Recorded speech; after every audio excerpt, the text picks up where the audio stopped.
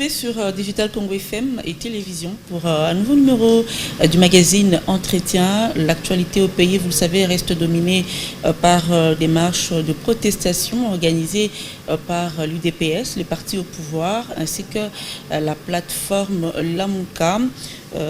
Malgré l'interdiction du gouvernement et même malgré l'état d'urgence. Est-ce qu'on tend vers la mort de l'ordre républicain? C'est autour de cette question-là que nous allons nous entretenir avec M. Hubert Kabasoubabou. Bonjour M. Kabasoubabou. Bonjour madame. Vous êtes libre penseur. Je suis libre penseur écrivain. Merci. Alors, depuis le mois de mars dernier, la République démocratique du Congo est en état d'urgence sanitaire, on va le dire, par rapport à la crise liée à la Covid-19. Et donc, toutes les manifestations, tous les rassemblements sont interdits au pays. Alors, comment vous comprenez l'attitude de certains leaders politiques et même de certains militants qui trouvent là l'occasion, le moment propice pour manifester? Comment vous comprenez cela? Merci beaucoup pour l'invitation. Je pense qu'il est nécessaire aujourd'hui, vous savez, il y a des grands penseurs à ce qu'on appelait l'école de Francfort, Adorno, Marx Horkheimer et les grands, l'illustre Herbert Marcuse. C'était des gens qui réfléchissaient pourquoi la prophétie de Karl Marx, le fondement du capitalisme n'a pas fonctionné. Ils voulaient trouver une solution, mais puis il y a la guerre de la Deuxième Guerre mondiale, et puis ils sont allés à New York, c'est là que l'école de Francfort a connu vraiment l'éclosion. Un de leurs concepts majeurs, c'est le concept de la fausse conscience. C'est-à-dire, en quelque sorte, pour le réduire de manière simple, la fausse conscience serait, par exemple, un faux entendement. Les nations échouent, les sociétés ne parviennent pas à faire de progrès durables, comme la République démocratique du Congo. Le régime de 2001 à 2018 a véritablement, scientifiquement, techniquement, réalisé des accomplissements qu'on appelle architectoniques, ça veut dire des accomplissements des grands systèmes, c'est-à-dire les systèmes nationaux, la récomposition de la nation, la réunification de la nation, la refondation de l'État, la réalisation d'un type de démocratie rarissime, la démocratie régénérative, et la relance économique. Donc, les Congos avaient déjà pris un élan. Maintenant, nous sommes dans des contradictions où il semble que d'autres gens qui sont venus au pouvoir, notamment l'UDPS, vraiment scientifiquement, sans avoir un parti pris, ou je veux dire un captage partisan.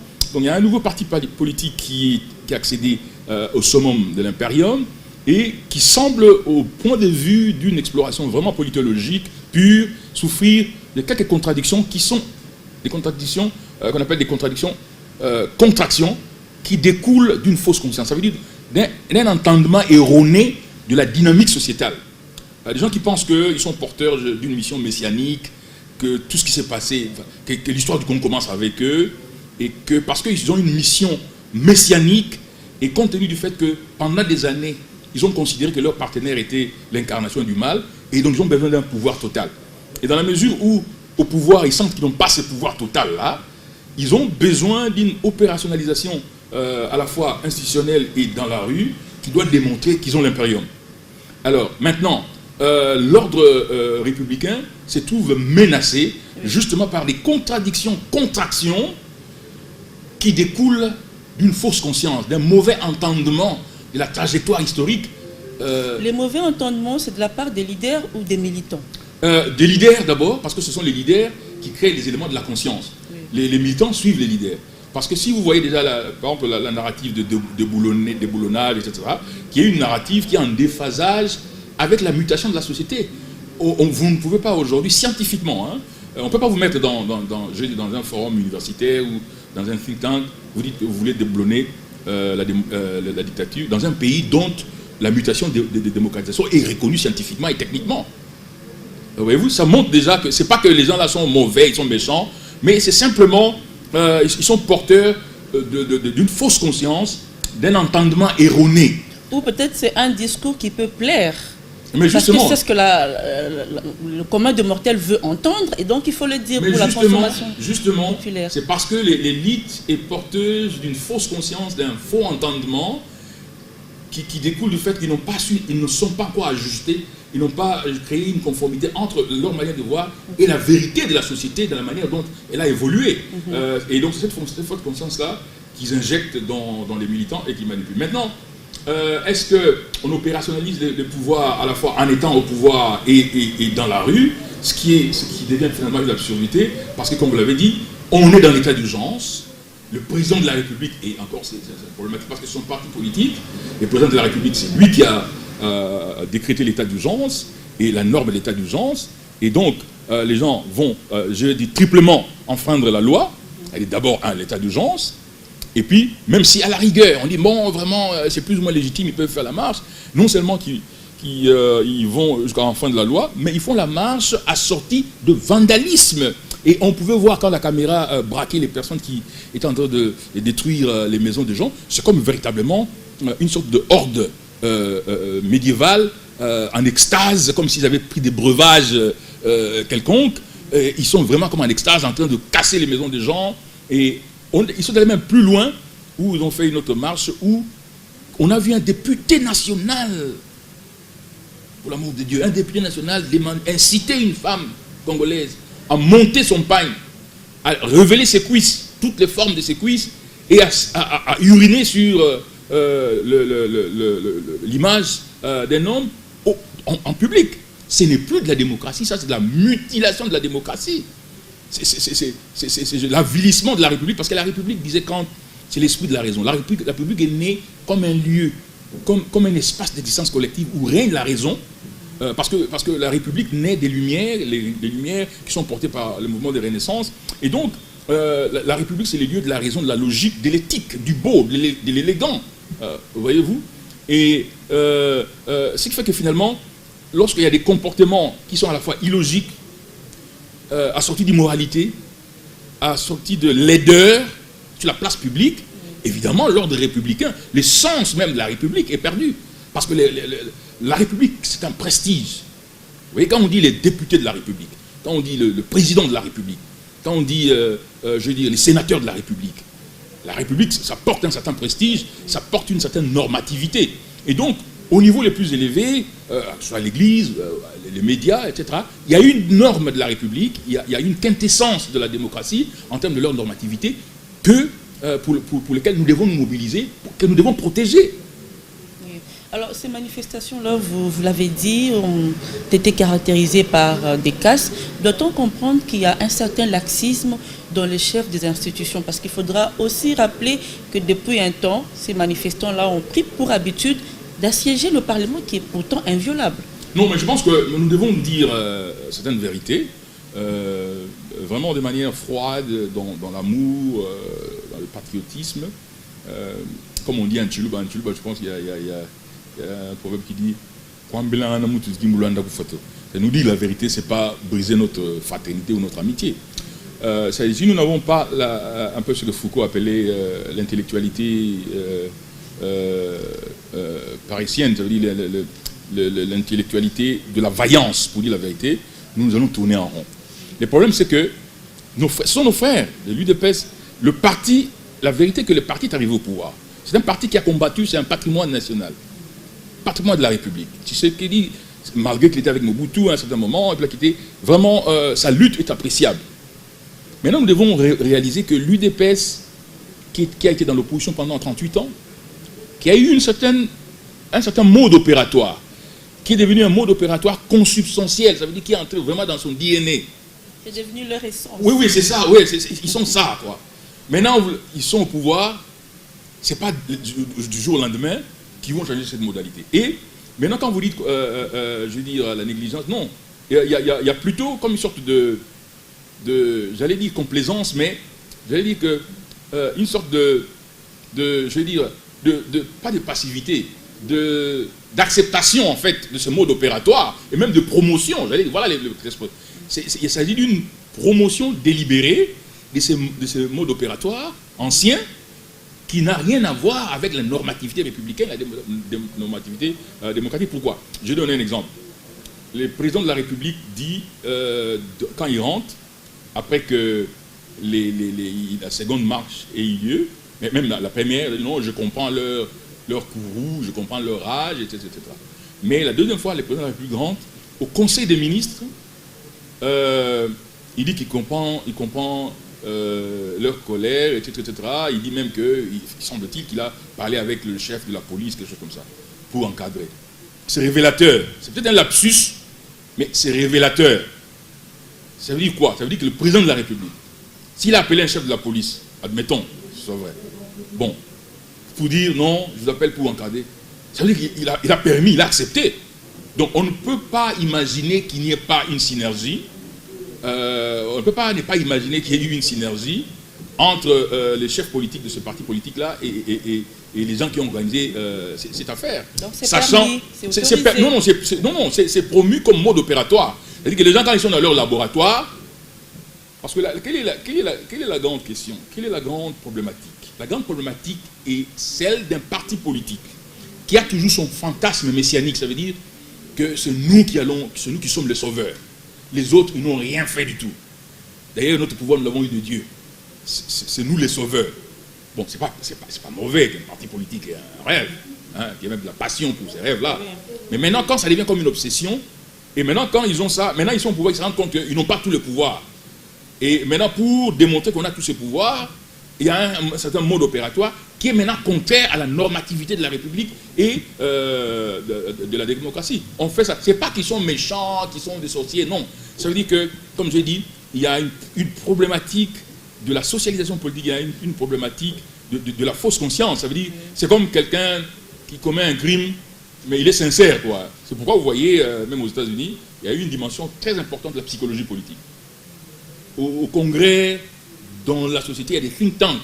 Maintenant, le président Trump, il y a des problèmes. Même sa nièce vient de démontrer maintenant que... Il y a des révélations troublantes. Mais voilà, que la personne... C'est pourquoi aux États-Unis, on fait très attention à la personnalité des gens, même les dynamiques psychologiques dans les partis politiques. Maintenant, nous sommes une société qui est prise en otage. On ne le dit pas assez. Nous sommes une société qui est prise en otage par un groupe d'individus qui imposent leur volonté, qui imposent leur mode opératoire. Ils peuvent aller casser la maison de n'importe qui parce qu'ils savent qu'ils ont comme chef le président de la République, qu'ils ont quelques gens de sécurité qui les soutiennent, et ils estiment qu'ils peuvent nous imposer la voie. Ils ont pris Kinshasa ici en otage. Ils peuvent venir chez vous casser. Ils peuvent venir chez n'importe qui casser. Parce que, regardez ce qui s'est passé. Ils ont cassé la résidence de l'opérateur médiatique Kassamba. Ils ont cassé le business de l'épouse du sénateur Kimbuta. Oui. Ils ont cassé l'immeuble de l'ancien gouverneur député Ngoï Kassange. Après, ils ont vraiment démoli les bureaux de PPRD. Oui. Même la loi, ils ont violé de manière délibérée et de manière injurieuse la loi sur les partis politiques. Les partis politiques concourent à la formation de la conscience nationale. Que les partis politiques qui font des marches en se distinguant par des actes de vandalisme, etc., on doit interdire son fonctionnement, je crois, pendant 15 mois. Oui. Personne ne bouge le petit doigt pour parler. Le ministère de l'Intérieur n'en parle même pas. Le gouvernement en a parlé de manière... Mais à partir du moment où le président lui-même, il est le chef de ce parti-là, et d'ailleurs, une parenthèse, je ferme très rapidement, aujourd'hui, on se rend compte qu'il y a ce qu'on appelle en science politique une propension présidentialiste. C'est-à-dire que la tendance du président, il n'est pas méchant. Notre président, Tshisekedi, ce n'est pas quelqu'un de méchant. C'est un monsieur bien, d'une bonne famille, bien éduqué, bien élevé, un bon enfant Moulouba, discipliné, qui a le sens du focus, etc. Mais sur le plan de la psychologie politique, je pense qu'il a connu une socialisation politique, surtout à l'époque de Mobutu, qui fait que sa conception du pouvoir, c'est une conception du pouvoir total. Et c'est d'ailleurs la conception de tous les Congolais. Congolais, pouvoir, c'est pouvoir total. Maintenant, il est dans un contexte où on est dans un régime semi-présidentiel, semi-parlementaire, il a des pouvoirs réduits, et il est en contradiction à ça. Déjà qu'au niveau du gouvernement, cette propension présidentialiste fait qu'il a une présidence impériale, où finalement les ministres, les premiers ministres, c'est vraiment... Enfin, ils trônent sur eux, quoi. Mais quand déjà lui, là-bas, il a dit que, bon, je comprends leur âge, il comprend ce qui s'est passé, et que... Sans pour autant condamner. Mais voilà. Il n'a pas condamné une seule fois. Est-ce que ce n'est pas aussi une manière pour les partis au pouvoir, cette façon-là de faire, c'est pas devenu un levier de manœuvre pour eux, une façon peut-être d'équilibrer aussi les forces? Parce qu'on voit bien qu'à l'Assemblée nationale, c'est le FCC qui est majoritaire. Alors eux, ils peuvent recourir à la rue et comme ça équilibrer les choses. Exactement. Je pense qu'il y a des gens qui disent, ceux qui disent exactement, vous avez la majorité factice le FCC a la majorité factice à l'Assemblée nationale devenue au Parlement, et eux, ils ont la rue.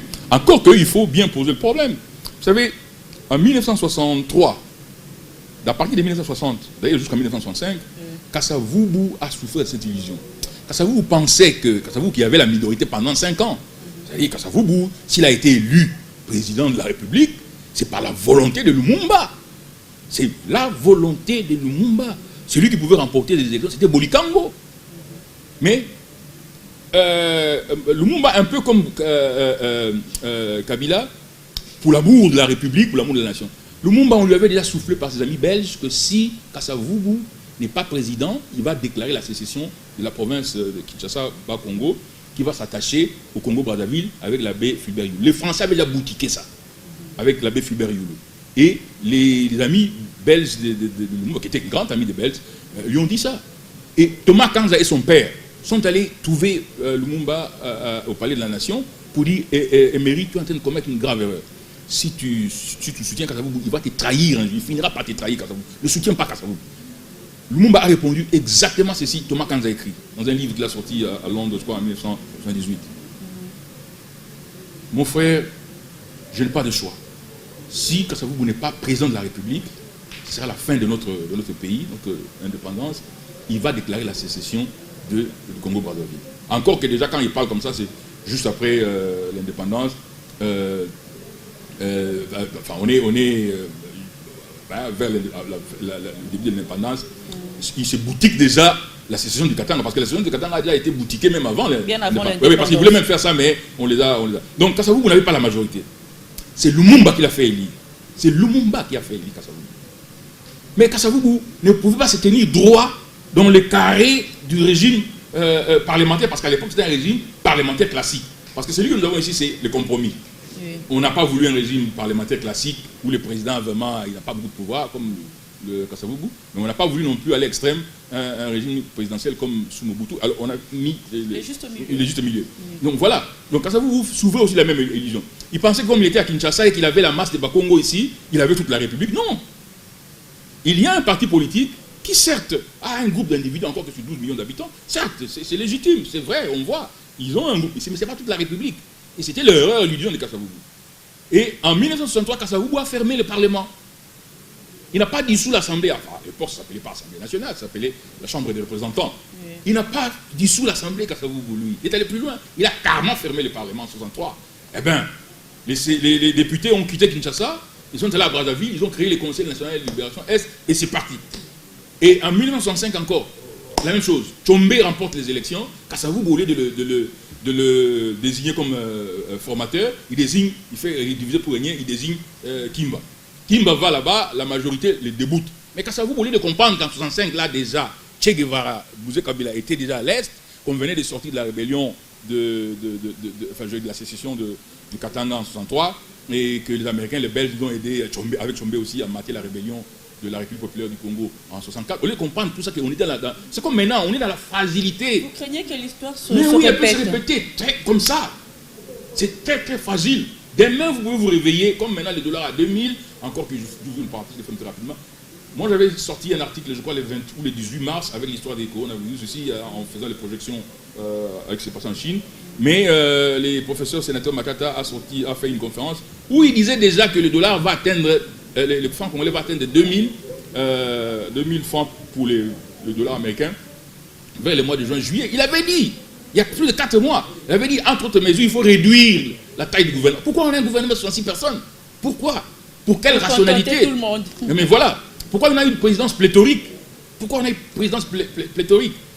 Voyez-vous? Et donc, déjà, il y a tout ça là, et donc, la situation est très très fragile. Et puis, maintenant, il y a plusieurs contingents des armées étrangères dans le pays. Donc, il y a une fragilité qui nécessite bien au contraire, par minimum de rationalité, par minimum vraiment de patriotisme, de travailler ensemble.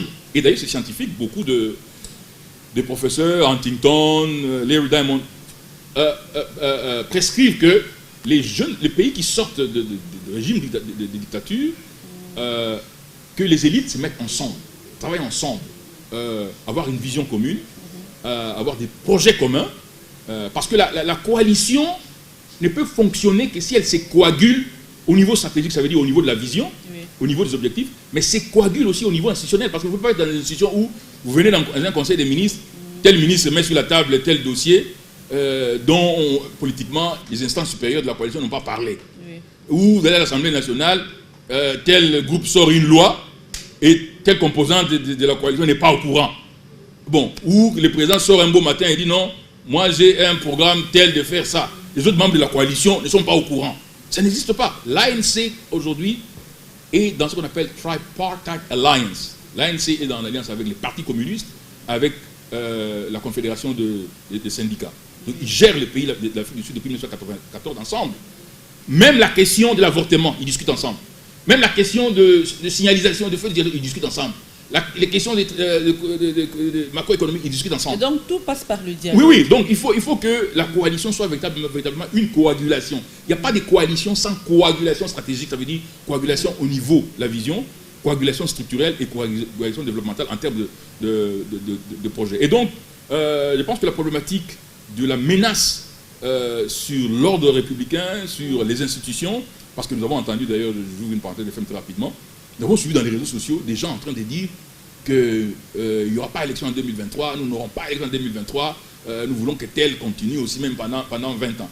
Ce n'est pas que le président lui-même, parce que même sous Kabila, on a vu des gens qui ont dit « Oh, Kabila, alors que les mêmes gens là, après, ils ont changé de camp et puis ils commencent à raconter autre chose. » Mais ce n'est pas Kabila. Kabila n'avait pas cette idée-là, parce que déjà, en 2011, après 2011, comme le dit Léon Kengo-Adondo, Kabila est allé le voir pour lui dire que non, moi, je ne ferai pas un troisième mandat, je voudrais quand même qu'il y ait passation pacifique du pouvoir. Donc il l'avait déjà dit à Kengo-Adondo. Je ne sais pas pourquoi Kengo-Adondo a dit seulement dans le livre, il aurait dû dire ça déjà aussi avant. Mais enfin, il l'a dit, c'est quelque chose d'extrêmement important. Mais ça veut dire que dans la société, il y a un problème psychologique, il y a un problème même ontologique de notre être, voyez-vous.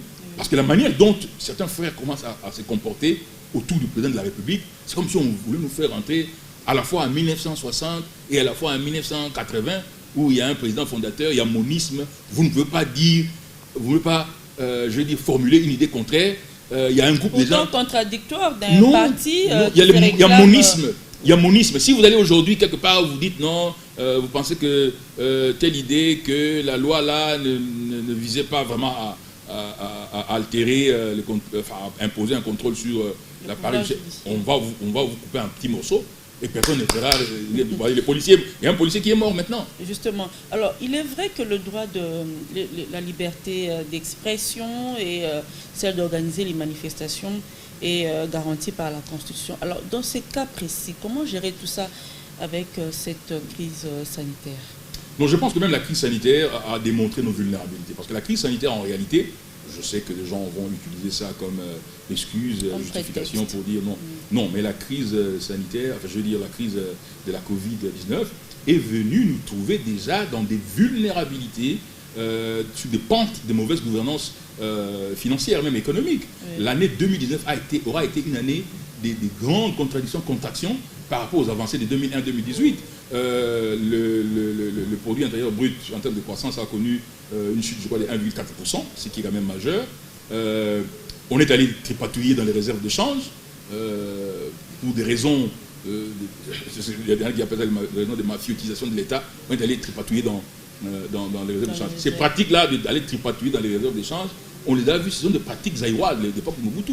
Parce qu'à l'époque de Mobutu, quand le Fonds monétaire international nous avait imposé, les Zaïre fut le seul pays dont la banque centrale fut placée sous tutelle de M. Erwin Blumenthal.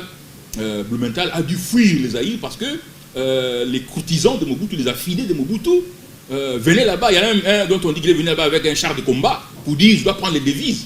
Et Ndaiwel a documenté ça dans son livre pour démontrer comment des gens, dont une personne on a fait de cette personne maintenant, je ne sais pas moi, ordre national de quelque chose, comment les gens allaient prendre les devises à la banque centrale. C'est une pratique mobusienne, voyez-vous. Maintenant, moi je pense que ce qui est fondamental aujourd'hui dans notre pays, qui convient à faire, c'est que c'est d'abord de réaliser que nous sommes très vulnérables. On n'a jamais été aussi vulnérables, je veux dire, durant les 10 dernières années. Voyez-vous, parce que même dans le régime passé, on n'avait que ces groupes militaires résiduels, des ADF Nalou, etc. Oui. Maintenant, on a même, je sais pas, un groupe là, à Litou, Konoko, quelque chose comme ça. La Codeco. Mais voilà, il commence à avoir des prétentions politiques pour. Moi, ça dit qu'il remet en question la légitimité du chef de l'État. C'est gravissime. Même les Kamouna Sapou, ils n'ont pas posé un problème politique. Voyez-vous? Même je sais pas moi, les Chinja, ils n'ont pas.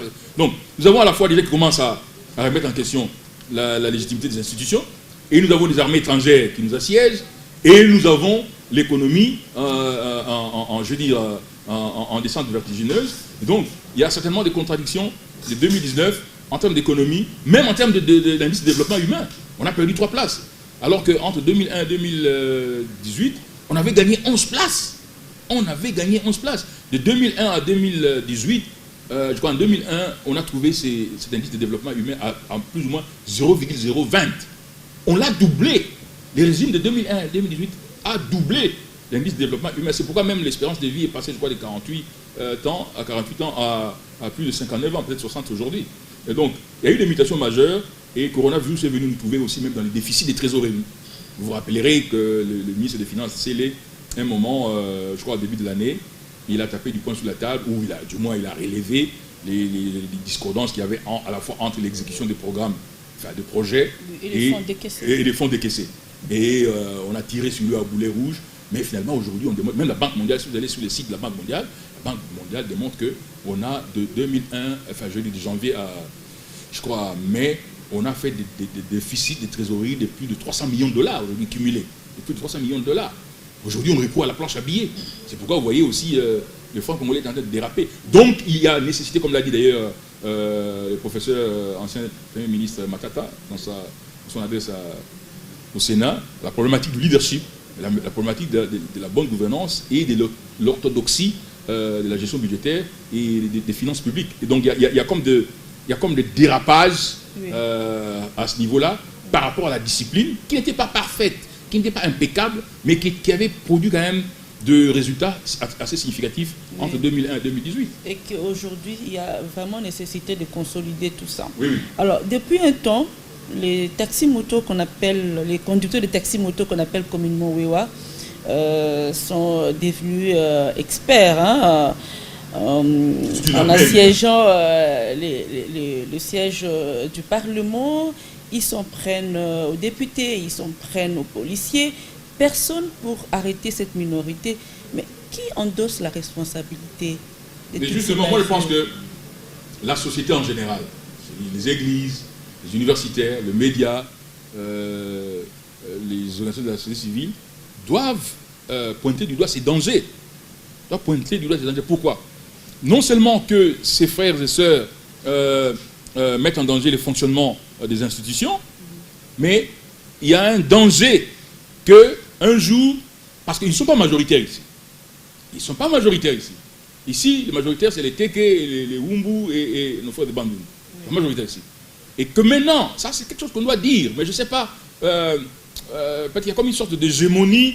Je ne sais pas moi si les gens sont en train d'observer ou ils sont intimidés, mais il y a un danger pour la société. Parce que ces frères-là, ils ne sont pas majoritaires. Et les autres, là, les Teke, les Wumbu, les Bandundu, commencent déjà à respecter, à dire qu'il y a des frustrations, quoi. Il y a des frustrations, ils sentent que les gens se comportent comme un territoire conquis, quoi. Et c'est extrêmement dangereux. Mais d'autre part aussi, pourquoi tous ces frères, et tous ces frères des motos, là, pourquoi ils sont ici? Je pense que le régime de 2001-2018, c'est parmi l'une de ces déficiences. Si on avait répondu aux besoins du fonctionnement de la MIBA, ils ne seraient pas ici. Ils sont venus ici chassés par la pauvreté, parce que la MIBA était pratiquement en faillite. Pendant plusieurs années, il faut seulement 100 millions de dollars à MIBA. On a donné 10 millions, on a donné 5 millions, et ça n'a jamais fonctionné. Pourtant, les diamants, les gisements, les plus grands gisements des diamants industriels sur la planète Terre, il est toujours là entre Mbujimayi et Chiboué qu'on a donné aux Chinois. C'est toujours là. Les Chinois, eux, dans leur partie là-bas, ils font plus ou moins 15 millions, je crois, de carats par mois. Et la province dans tout ça... Mais voilà. Bon, maintenant, on est dans le régime. Ok, on dit, ah non, ok, c'était le régime de 2001-2018. Maintenant, le nouveau régime des gens de Mbujimayi qui sont au pouvoir. Et il faut souligner on ne le souligne pas assez. Il faut marteler le fait que l'UDPS, en tant que grande famille politique, c'est le seul parti politique en dehors du MPR qui a eu le plus grand nombre d'acteurs politiques au sommet de l'État. Tshisekedi Yomulumba plusieurs fois, Birindwa, Badibanga, surtout récemment, on a eu Badibanga de Moujumal. D'ailleurs, un ancien opérateur économique des diamants. On a eu Bruno Chibala. À un moment, on a eu même un président de la République UDPS, premier ministre UDPS. Pourquoi en 18 mois, il n'y a aucun plan de sauvetage de la MIBA? Parce que si vous arrangez la MIBA aujourd'hui, je peux vous dire que plus ou moins 70% de tous ces foyers, ils vont rentrer là-bas. Aujourd'hui, on devait parler de la MIBA comme le plus grand foyer de production de diamants industriels au monde, le plus grand foyer de taillerie des diamants, etc., etc. Et maintenant, les gens disent d'ailleurs qu'on ne veut pas arranger la MIBA parce qu'on voulait les garder ici comme une sorte d'armée, comme une sorte de contingent politique. Et ce qui est encore plus grave, c'est que ce qu'ils font là, ce n'est pas quelque chose de hasard, c'est des techniques.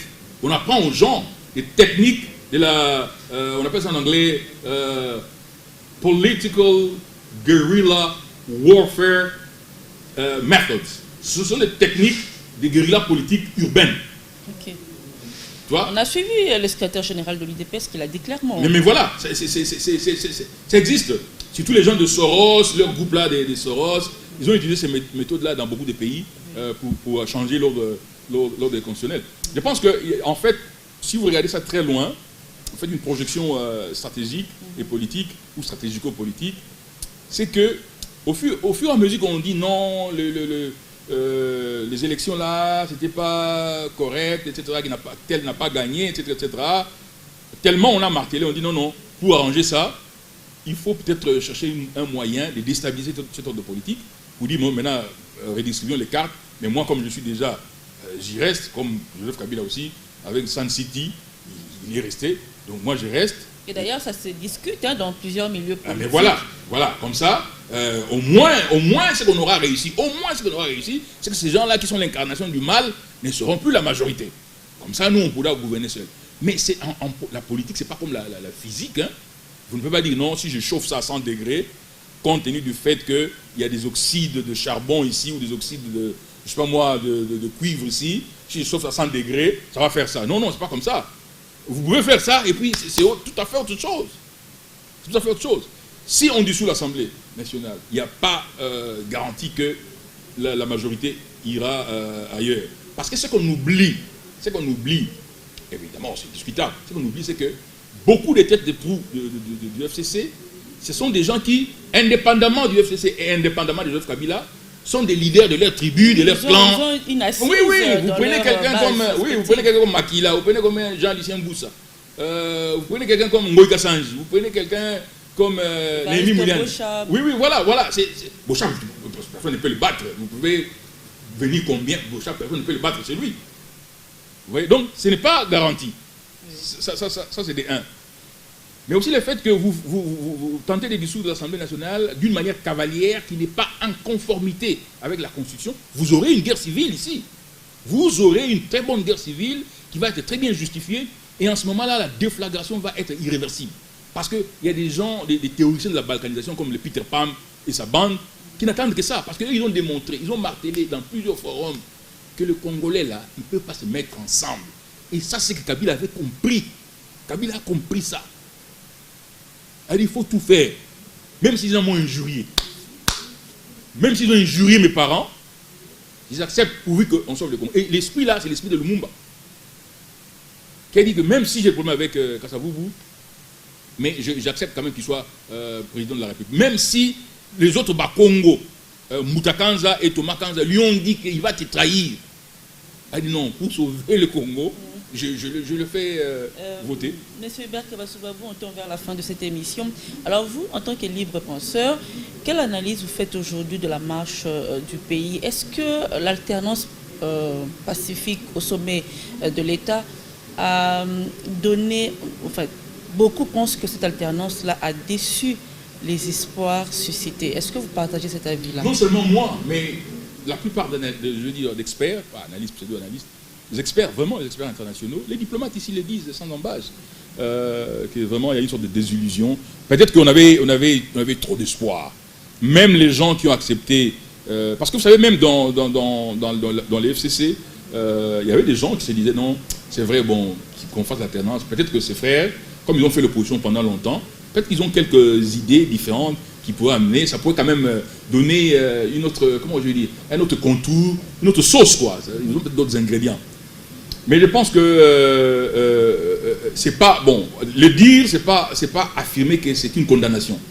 On peut comprendre que il y a eu une rationalité dialectique dans le sens que c'est un parti qui n'était pas au pouvoir pendant longtemps et qui est maintenant au pouvoir, qui dans les trépidations d'ajustement est dans ce problème. Mais aussi le FCC d'un côté qui a aussi ses propres classiques qui sont restés sur un certain mode opératoire qui ne facilite pas aussi quelque part, je vais dire, que la possibilité pour la sauce de tenir. Maintenant je dis que ce n'est pas irréparable. Il a encore temps, maintenant là, après 18 mois, d'avoir vraiment le courage de dire, bon, la coalition est importante, elle est prescrite scientifiquement, elle est importante, et d'ailleurs la coalition dans le sens de l'intégration, de travail ensemble, ce qu'on appelle en sciences politiques, l'esprit consociatif, qui a été utilisé par Joseph Kabila, c'est ça, c'est l'esprit consociatif de Kabila, l'esprit de Djama, de Mwali Mounirere, c'est ça qui a permis qu'ensemble, on puisse faire ce travail pendant les 18 dernières années. Et donc c'est important. Maintenant, il y a tous ces problèmes. Je pense que les deux chefs, les deux arch leaders, les chefs de l'État, anciens présidents de la République et leurs élites, je pense que c'est possible de réparer cette coalition parce qu'elle est nécessaire, elle est importante. Nous ne pouvons que faire mieux en étant ensemble qu'en étant divisés, par exemple en faisant la cohabitation. La cohabitation, là, je ne vois pas comment elle va fonctionner. Parce que la cohabitation, la thèse de la cohabitation est une seule. C'est de dire, on va dissoudre l'Assemblée nationale pour créer notre majorité. Comme ça, c'est nous qui aurons cette majorité-là. Mais ce n'est pas un acquis. Ce ne sera pas automatique. Ce n'est pas acquis d'avance. Non, ce n'est pas acquis d'avance. Parce qu'on a vu, par exemple, je pense que c'était Jacques Chirac, Jacques Chirac, qui avait, dans une époque de cohabitation, a fait faire à dissoudre l'Assemblée, et on a fait les élections, et les socialistes, avec Mitterrand, ont gardé la majorité. La majorité. Voyez-vous. Donc, il y a moyen, aujourd'hui, moi, mon conseil, c'est de dire, mettez-vous ensemble, faites une coalition qui est intelligente, comme les Allemands font, comme les Sud-Africains, comme les Belges font, la coalition, vous passez du stade électoral au stade politicien, parce que la coalition, celle-ci qu'on a faite, reste encore au niveau simplement d'une coalition pour le positionnement, pour caser les gens dans les institutions. Dépasser ces niveaux-là, aller à une coalition développementale. C'est regrettable que notre frère Kadima, Denis Kadima, qui était candidat à la CENI, qu'on n'ait pas pris, parce que lui, c'est un des meilleurs théoriciens dans le SADC de la coalition. Donc, la coalition nécessite, comme je l'avais dit, une triple coagulation. Une coagulation stratégique, ça veut dire la vision et les objectifs ensemble. On s'est mis ensemble du frère, ok. Pendant les 3 mois qui restent, mettons-nous d'accord sur 10 projets. 10 projets. Et tout le monde se focalise sur les 10 projets. Et puis créons une structure qui va être une structure de coordination de tout ce qui se fait dans les institutions. Oui. Avant de sortir un projet de loi dans une institution, il faut d'abord qu'on discute sur le plan politique. Parce que la politique se fait comme ça. Oui. La politique, dans tous les pays du monde, ça se discute d'abord dans l'instance politique, et puis on amène dans les institutions. Vous pouvez être dans une institution, c'est là aussi nos frères du FCC pensent qu'il y a quand même un certain vice. La démarche était peut-être bonne, mais il faut quand même qu'il y ait une coagulation structurelle pour dire, bon voilà, nous voulons faire telle loi. Mais c'est pour quelle rationalité? Si nous ne sommes pas d'accord, on laisse tomber. Parce que je peux vous dire, madame, au moment où nous parlons ici, je ne veux pas dire que Joseph Kabila a fait des choses parfaites. Joseph Kabila a réalisé ce qu'on appelle une reconstruction architectonique. Il n'y a plus rien de fondamental, de systémique que quelqu'un va organiser aujourd'hui. La démocratie, on l'a. À la rigueur, on peut améliorer. Donc il a jeté déjà les bases. Les fondamentaux. Il reste plus que... Donc aujourd'hui, même si on dit, on ne vote aucune loi, le pays va marcher toujours. Si on dit on ne vote aucune loi, le pays va marcher toujours. Du moins jusqu'en 2023. Il n'y a pas de loi que non, si on ne vote pas cette loi, vraiment, c'est tremblement de terre. Va se bloquer. Non. Donc, coagulation au niveau stratégique, coagulation au niveau structurel, donc des institutions, mais coagulation aussi au niveau développemental pour dire, parce qu'ils sont ensemble. Et je peux vous dire que c'est même possible que les FCC et le CAS se mettent ensemble pour dire, bon, on soutient Félix Tshisekedi pour 2023, et puis, je ne sais pas moi, l'autre en 2028, quelqu'un du FCC, ainsi de suite. C'est fort possible. Donc il n'y a pas un problème d'antagonisme idéologique ou je sais pas moi, des chimies nucléaires qui empêcheraient que les gens se mettent ensemble. Voilà. Alors, quand vous observez la marche, le parcours du pays, vous trouvez que ces marches de protestation, là, je reviens encore sur ça, apportent un plus dans le développement du pays? Non, pas du tout, parce que c'est des marches. D'ailleurs, même la marche là, on a dit non, on marche contre Malonda. Si au moins, mais comment? Enfin, c'est très compliqué. Moi, je suis du Kassai, je suis du Kassai central. Et Moulouba de manière générale. On a dit là-bas qu'on a enlevé 3 Balouba, dont mon ami, qui fut d'ailleurs mon patron, parce que lui, il était secrétaire exécutif de EISA. Moi, je travaillais pour EISA comme expert principal dans le domaine des élections au Tchad. Un garçon brillant, c'est lui, Denis Kadima, qui a géré le référendum du Soudan. Donc, on a chassé les Balouba. On a dit, pas les Balouba. Il devait plutôt marcher pour dire, non, nous marchons, nous les Wawa, nous marchons, parce qu'il y a eu discrimination. Non, nous marchons contre Malone. Qu'est-ce que ça va avoir? Il peut même mieux formuler ça de manière plus intelligente pour dire, nous marchons contre un processus vicié. Même dans la thématique, là, ça ne montre pas un zénith. Maintenant, Malonda, on a tous démontré que les prélats catholiques sont nos frères. Les prélats catholiques, depuis un certain temps, ils ont un parti pris, ils ont été politisés à outrance. Ils ont été politisés à outrance. C'est démontré qu'ils sont dans l'agenda d'un certain groupe étrangers qui leur donnent des équipements, de l'argent pour faire de certaines choses. C'est démontré que, comme on dit en droit, nul ne peut se prévaloir de ses propres turpitudes. Si vous ne voulez pas de Malonda, Malone aurait dû être dans le groupe, le premier groupe qu'on a éliminé de 16 ou 18 personnes. Donc voilà quoi. Maintenant, ils ont gardé Malonda jusqu'à la fin. Et puis les gens font des marches pour dire, bon, voilà, nous ne voulons pas de Malonda. Et puis on manipule des gens, je ne sais pas moi, à Lubumbashi, quelque part d'autres. On se retrouve là-bas en train de marcher pour des choses qui ne nous avancent pas. Marche. Je vais vous donner un exemple. Aujourd'hui, les gens doivent marcher pour dire les fonds congolais arrivent à 2000 parce qu'on utilise la planche à billets. On utilise la planche à billets pourquoi? Parce que 77% des revenus c'est consommé dans les rémunérations des institutions politiques et dans le fonctionnement. Oui. Voilà des choses intelligentes. On fait une marche parce que l'aéroport d'Indjili, un projet qui est là, les ressources, on sait où elles sont. On n'en parle plus. Eux-mêmes, mes frères, Wewa. Mais la MIBA, on n'entend même pas dans la bouche du président de la République son projet pour la MIBA. Il y a eu une histoire de quelqu'un, son ami, qui est son conseiller, qui a amené des Canadiens frauduleusement. Le Premier ministre a fait des objections, on l'a arrêté, on l'a mis à Makala. Maintenant, il a disparu, il n'est plus à Makala, on ne sait plus où il est. On n'en parle plus. Zongo 2, pour apporter l'électricité à Kinshasa, mettre l'infrastructure de transport, on n'en parle plus. Kakobola, pour amener l'électricité dans le banc de développement, on n'en parle plus. Chut Katende. Mais eux là, ils sont de Kassai, non? On ne parle plus de Chut Katende. On parle seulement d'état de droit. Donc ça n'a rien à voir avec... vous voulez marcher du matin au soir contre Malonda, ça n'apportera rien du tout dans le développement. Parce qu'aujourd'hui, 18 mois après, il n'y a aucun projet structurant et propulseur, comme on dit en anglais, game changer, du président de la République pour les Kassai. D'ailleurs, ce matin, on vient de montrer que les maisons préfabriquées que Jamal a laissées au Kassai là-bas, ils sont abandonnés. Les termites commencent à... Comme c'est comme dit le copeau, les termites commencent à manger dedans. Et donc, vous estimez aujourd'hui que les gens manifestent pour des choses qui ne sont pas vraiment utiles et on occulte même les questions essentielles de la vie de la nation. C'est des marches politiciennes. Parce que vous savez, quand vous avez démocratisé un pays, la démocratisation, comme je dis, la démocratie est une civilisation. Quand vous avez en fait, c'est pourquoi les politologues définissent la démocratie comme étant un processus de transformation. La démocratie, comme le développement, c'est un processus de transformation de société. Ça vous amène à un certain niveau de conscience, à une certaine strate d'intelligence et de conscience, d'entendement, mais aussi des pratiques, des manières de parler.